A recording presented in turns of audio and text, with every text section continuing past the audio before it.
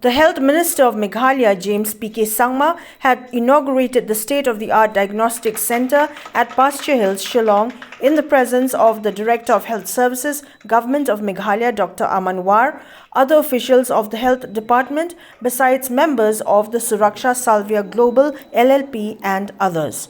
James SANGMA, while thanking former Health Minister A.L. Hek for having initiated the project in collaboration with SURAKSHA SALVYA Global LLP, said that the one-of-a-kind diagnostic center will enable the availability of health facilities to citizens of Meghalaya in as far as prognosis and diagnosis of various health issues are concerned. He added that this project would also enable better, faster and more accurate diagnostic results.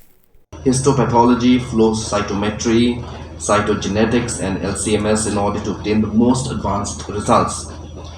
To reiterate, the initiative of the Government of Meghalaya to associate with SURAKSHA Diagnostics in creating this high-quality facility will help our citizens in, I'm very sure, very significant and helpful ways.